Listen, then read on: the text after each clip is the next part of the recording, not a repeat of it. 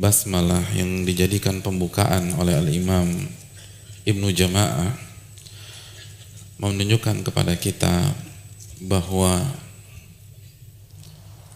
prinsip para ulama kita di dunia ilmu adalah tawakal kepada Allah, meminta pertolongan kepada Allah, dan mengembalikan segala urusan hanya kepada Allah Subhanahu wa ta'ala.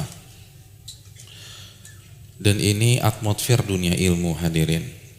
Kalau antum ingin masuk ke dunia ilmu, ingin datang dan aktif di kajian, ini prinsip yang harus antum miliki. Jangan bosan-bosan bertawakal kepada Allah. Selalu minta kepada Allah Subhanahu wa ta'ala. Dan ini terlihat dari berbagai macam tindak tanduk para ulama.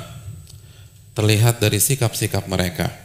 Di antaranya ini, mereka memulai buku-buku mereka dengan bismillah. Dan bismillah artinya meminta pertolongan kepada Allah, minta keberkahan kepada Allah Subhanahu wa ta'ala. Jadi walaupun mereka cerdas-cerdas, Al-Imam Ibnu Jama'ah di usia muda itu sudah jadi hakim syar'i. Beliau tidak mengandalkan kecerdasan beliau ketika menulis buku ini. Yang beliau andalkan adalah kekuatan Allah. Yang beliau andalkan adalah ilmu Allah Subhanahu wa ta'ala. Makanya beliau mulai dengan bismillahirrahmanirrahim. Dan di antara potret para ulama tentang masalah ini, bagaimana mereka menamai buku-buku mereka. Banyak para ulama menamai buku-buku mereka berdasarkan prinsip ini. Prinsip tawakal, prinsip isti'anah. Dan banyak contoh masalah ini.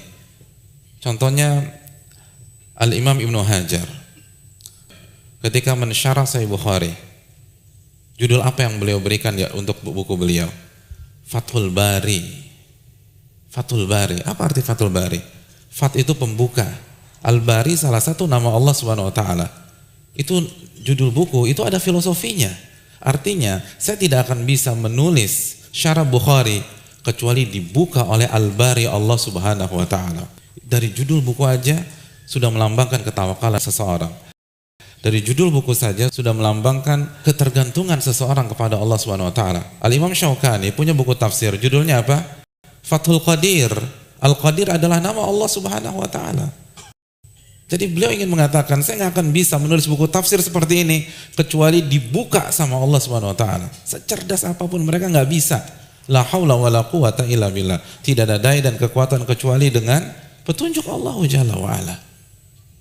Di antara mereka ada yang istikharah sebelum mencantumkan hadis, sebagaimana yang dilakukan oleh Imam Al-Bukhari. Sebelum menyantumkan hadis istikharah, sebelum menyantumkan hadis istikharah, sebelum menyantumkan hadis istikharah.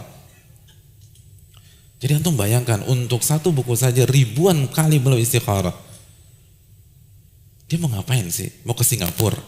Enggak, nyantumkan hadis, jelas-jelas syar'i, jelas-jelas sebuah ibadah.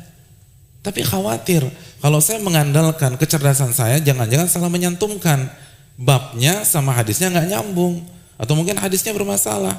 Hadisnya beliau pikir sahih jadi lemah. Al-Imam Bukhari, hadirin yang dirahmati oleh Allah, ulama yang cerdasnya begitu luar biasa, alimnya begitu luar biasa, kemampuan hafalannya begitu luar biasa. Tapi begitu mencantumkan hadis istikharah, istikharah, istikharah, istikharah. Istikharah artinya meminta pandangan dan tuntunan dari Allah Subhanahu wa ta'ala. Istikharah artinya meminta advice dari Allah Jalla wa ala. Itu orang cerdas.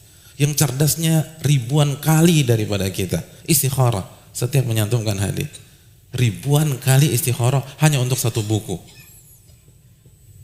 Antum, saya, dalam hidup ini berapa kali istikharah? Coba. Paling sekali. Pas mau merit, mau kawin. Iya. Dan gitu kawinnya cuma sekali. Udah sekali seumur hidup. Subhanallah. Makanya kurang berkah hidup kita dibanding para ulama.